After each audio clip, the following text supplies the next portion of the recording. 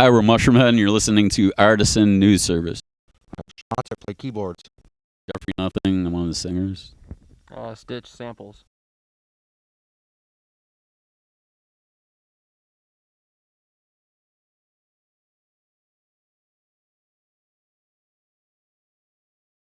It's like a hurry up and wait kind of thing, but I guess it gives time for everything to be set in place, right? All the promo. It's just a lot of time, really. Yeah, I would say time frame for sure. We did the whole record basically in 9 weeks, so that was a pressure cooker. But nonetheless, we're happy with the outcome.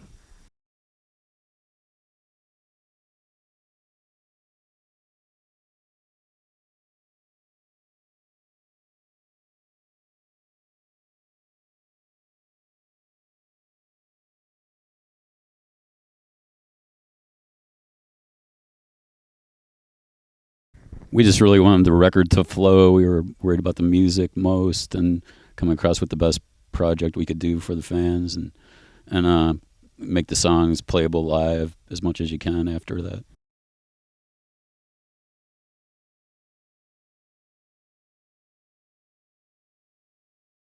The last one was called Double X, and we mostly A/B against like Mudvayne, Perfect Circle, contemporaries really, more than the last release.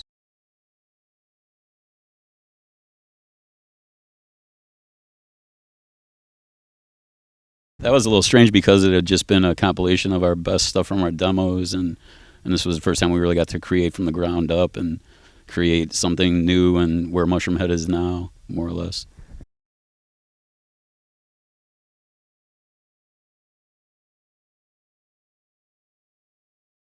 It was just a number that could be taken so many different ways. There's so many stories behind it, different emotions behind it, just wide open, really.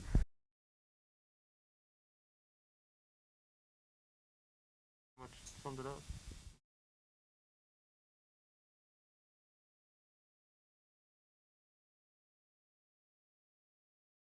When we were working on the cover song, we had tried 3 or 4 other ideas. We also had a different mixed version of Along the Way from the Scorpion King soundtrack on it that we had actually taken off and replaced with the Seal song.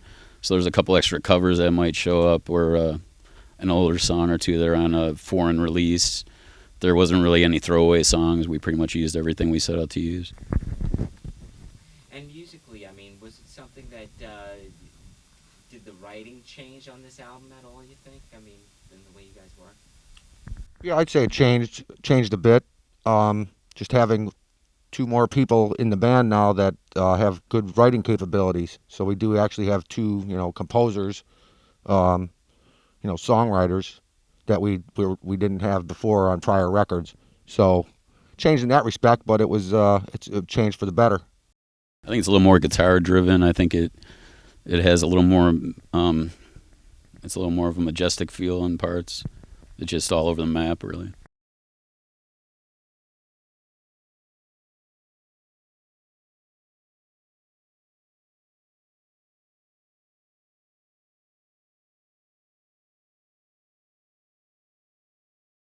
People are just more advanced in what they've taken on personally. So Steve did a lot of really good things on the record because he's further along as a producer now, and I think he brought us all to the plate a lot more.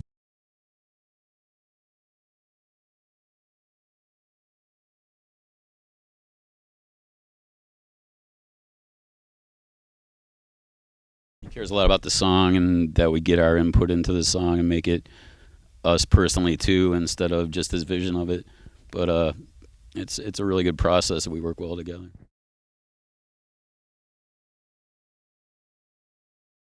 That we've stolen what we are, that they don't give it a chance just on a basis of what we do, and can't just see it as something different or new. It's like contrived to people, and that's completely untrue.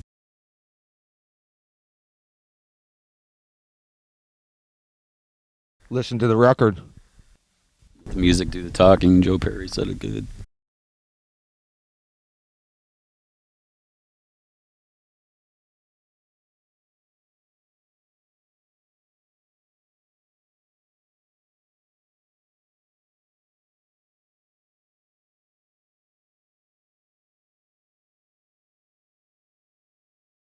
Yeah, we date back to '93, and we had the idea of the costumes and masks all along. And back in the day, we were a different presentation because we were kind of the only ones doing this specific look. And then it hit so close to home that we reworked a little bit and made it more of a uniform unit ready to go to war in a sense, and not all over the map, everybody for themselves kind of thing.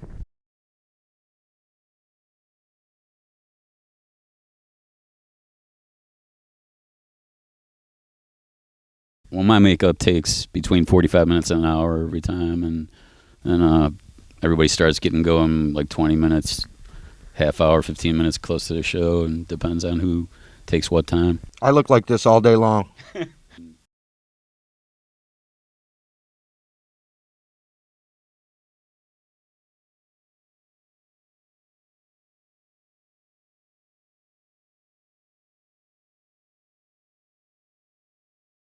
We're doing the U.S., not completely, but 3.5 week, 4 week tour with Motograder and 40 Below Summer, and then there's a talk of a week in England. It was originally like a month in Europe completely, but they're gonna hit the market a little more before we get over there. And possibilities come and go, and we're still filling out ideas really.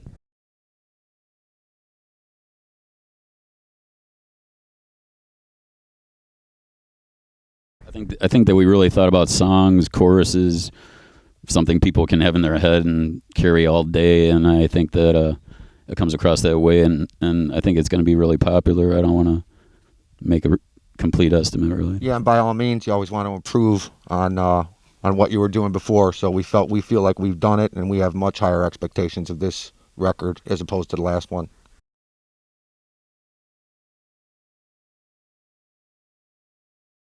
I think we're at that crossroad area where we either move up and keep spreading this out to the world, and just think about Mushroomhead as the only thing we're doing. And Double X was still just a demo, so you were just rehashing some things, and a lot of people had already heard that stuff, and I think your first real new album in 4 or 5 years is a big point, and I think we're ready to springboard to the next place.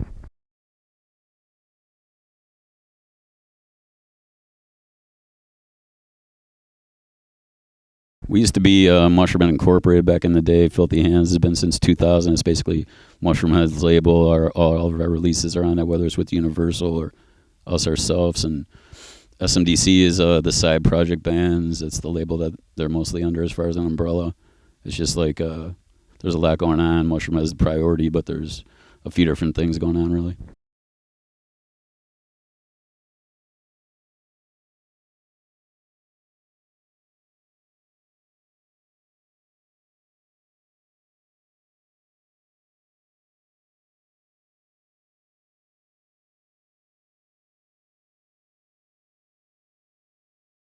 Yeah, it's a trade-off. I think obviously they give us a ton of great ideas. They're the big company, and we're the little band.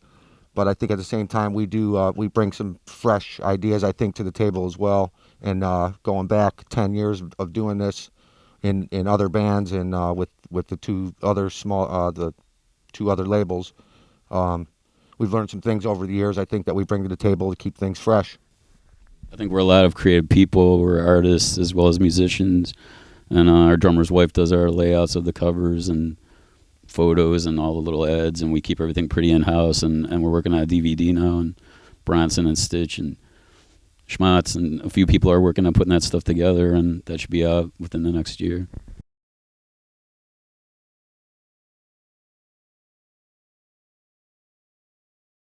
No, it's all footage that we shot, backstage or on the tour bus or wherever, even on stage, live footage that we shot over the last year and a half. We brought it all home and started going through tapes, trying to find good clips, and just started arranging some clips and setting it to the music, trying to make basically the whole album 13 into a DVD video with some funny stuff and some behind the scenes footage as well on it to make it a pretty well-rounded DVD. Kind of like the last couple of years, there's a footage of different people from the label in the studio with us, just everything we went through in the whole process of life on the bus to life in the studio to mixing to getting the record ready.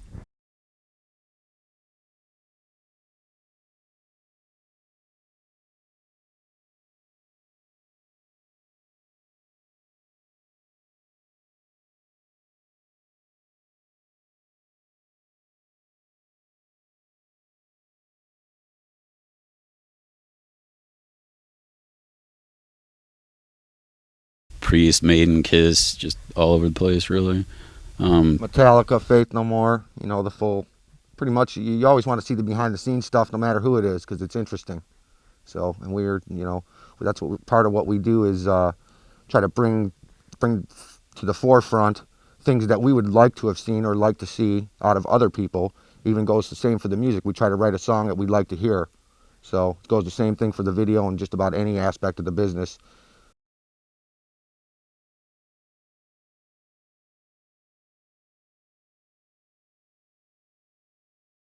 I think they were mostly looking at Sun Doesn't Rise, Nowhere to Go as the choices for a single, and we wanted to come out stronger and save the more melodic, softer, I guess is a word, song of Nowhere to Go for a later date. And the video just fell into place. We were working with the guy that did our e-cars that has a site called mypetskeleton.com. He does like desktops and screensavers, and he just was in the same gloom area that we like to present ourselves with, and the video just happened really well and fast and came out really great.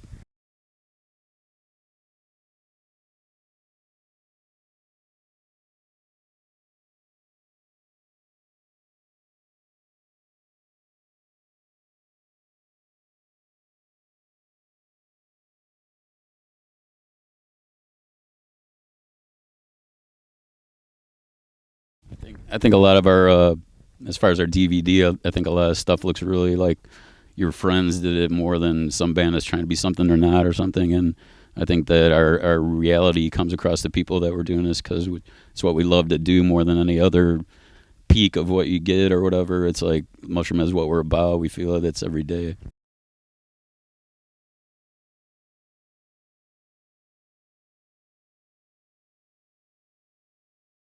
I think that's yet to come. I think when we get to a larger space available, we'll utilize it to the best of what we could show the fans, putting it across the strongest, like something to carry home with them and something you don't believe you saw in a sense. And I think it's yet to come.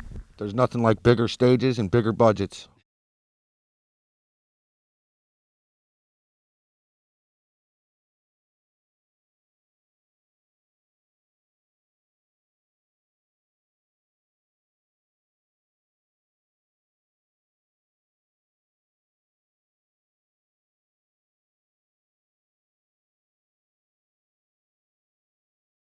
I think it'd be crossing the line because I think that person's family is never going to be the same. I mean, it's going to be video. They're going to see it. It's going to be the same sense as the Great White disaster. And in a way, I think that should be left for whoever's into that stuff to just see if they want to.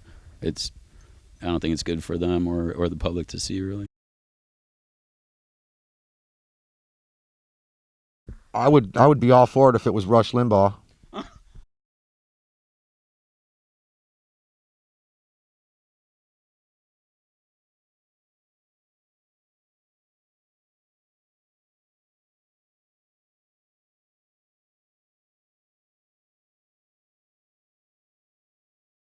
I think it's a struggle there because there's a lot of competition. Like somebody wants to make it, and there's a lot of separations in the scene, but there's a lot of friendships in it too. I think we all go through it together, and it's common for the Midwest in a sense. But yeah, the part of Cleveland you're going to see in us is Cleveland's pretty much a blue collar town, and we're a blue collar band. You know, no, you don't get anything without hard work, and everybody knows that. So that's I think the most significant point of that we have in common with the city of Cleveland.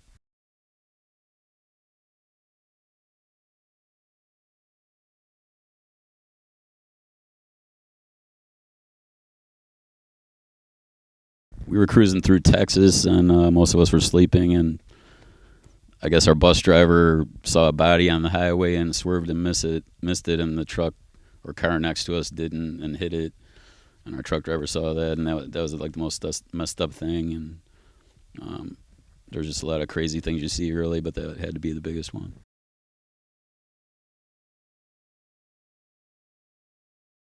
No, we just went along. We had to be in a certain city.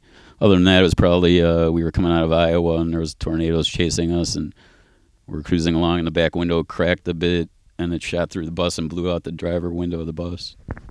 The driver's doing 80, holding the window, pulling over.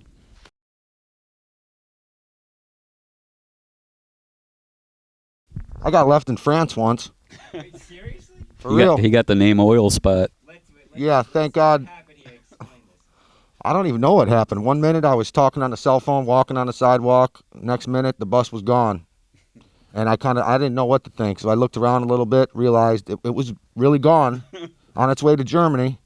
So I was fortunate enough to catch the boys from El Nino, who were also on the same tour we were, and caught a ride with them. And Been behind like an oil spot. hence the name Oil Spot.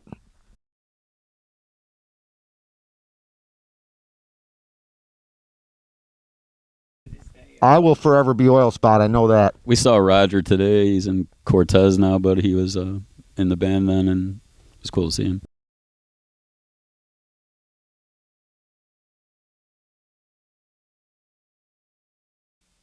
Yeah, for what I want out of life to come from it, I get to meet a lot of people and have a really good time and do what I love doing, and that's already success to me.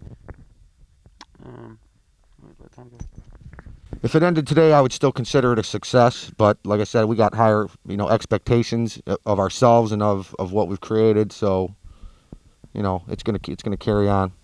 How about you, Stitch? What do you I mean, it's definitely a success. I mean, this band's been together for almost 10 years now, and just being on a major label and being in the public eye and having videos on MTV and doing interviews and being in magazines is a, huge success right there. It's a great accomplishment. And the fact that this band's been together for that long and through all the hard times and everything, and it's become such a strong unit that it's beyond a success to me. So.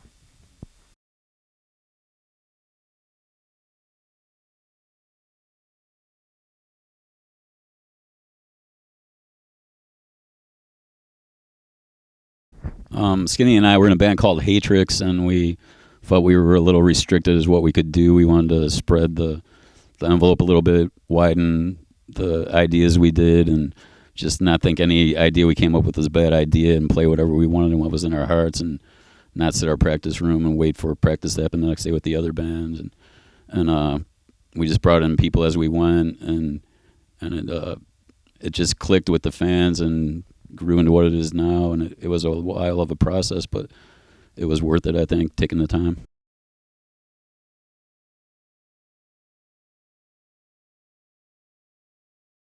I think it was almost scary to stay there. I like that band. I love that band, but Mushroomhead has become a way of life completely, and the possibilities are endless, I think. It was just a word that was being said at the time by friends of ours. It was kind of like a play on something, and the word just clicked in our heads together at the same time, all of us, and it just seemed like the name to use for the spectrum of what it was.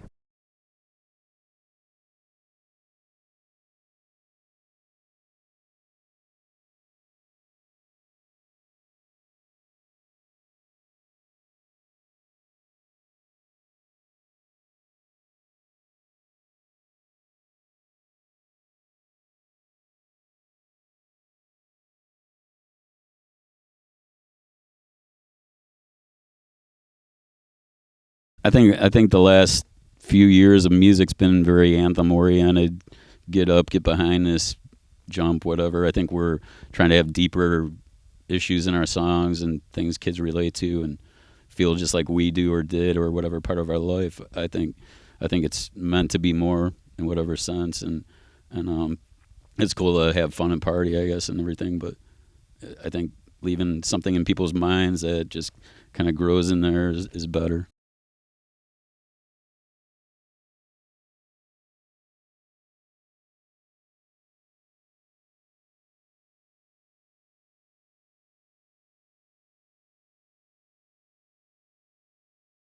Tracking it went really well. We went to Chicago and did it with Johnny K out there. He did Disturbed and Finger 11 and a few other bands, Soil. And I think it was cool to work in a different environment and see where we could go with that, having somebody else giving ideas to and bouncing things back and forth. And I think it came out really well, and he's really good with vocals and stuff, so I think that was a good thing.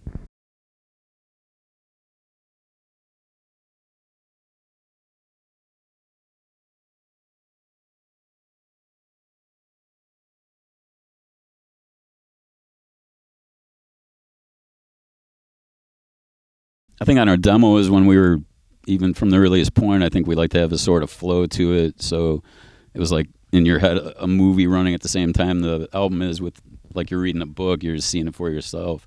But I think 13 does that the most. I think it wasn't planned that way. I think everything just fits well together, and it's like a life happening before you.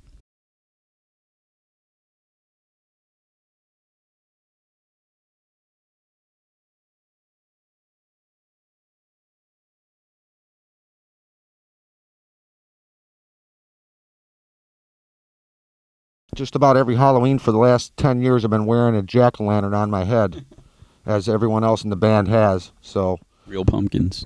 that'll be something we'll probably be doing this Halloween as well. So there's a good Halloween memory. The 31st and the 1st of November, we're doing shows in Cleveland, and this is the first year it's back-to-back nights, and we just wanted to be as outlandish as we could on that night, make it the special show for this band, and we just decided to carve real pumpkins and do it with our personal touch on them, and sing and play through those and drop them after the first song. And last tour we did the actual custom-made masks, variation of these masks, and did it for the whole tour because real pumpkins every night would have been a little rough unless we had like local hands carve them. But it has just grown really. Mushroomhead shows on Halloween in Cleveland are pretty legendary now. Yeah, we try to give Cleveland a little something extra every year. So that was pretty much where that came from. That's something a little bit extra.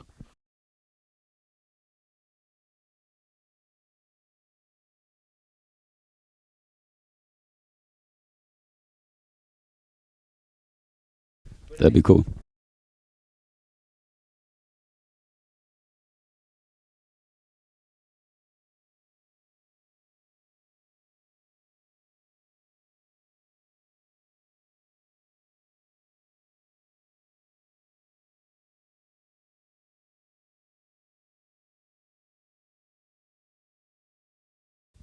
I can already see the next record. I just, from Double X to this, you could see different things you could manipulate as far as where we're going with numerology and stuff, and taking it like it's a continuing work over a certain amount of years instead of just this album that has nothing to do with this album, making it be a chain in a sense, and artistically and everything. Yeah, we don't try to. We basically naturally evolve as a band. So the next record will probably depend a lot on what happens this year, over the next year and a half, what mindset we're in, mood set we're in. You put it all into your art, so that should dictate what the next album's going to sound like, look like, feel like. I think we're going to be really busy touring, so it'll probably be the first record we basically write completely on the road, because I think the downtime might have to be a little less for the next one. I think we're going to have a busy couple of years just with 13, really.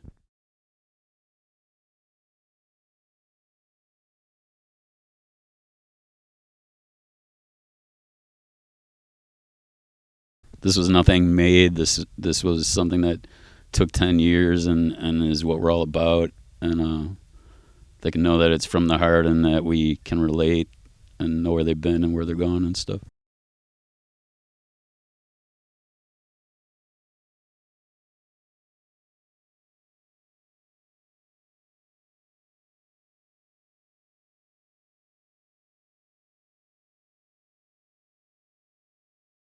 I think Lejean from Seven Dust is a great guy. I think Sully was really cool on the last tour. I just want to be thought of as a real human being and people that our fans can meet and talk to and take something away from it instead of just, hey, how's it going later? Like some bands might want to do. I don't know. I always want to be communicative with the people that buy our records and are there for us too. Great, guys. Thank you very much. Thank you.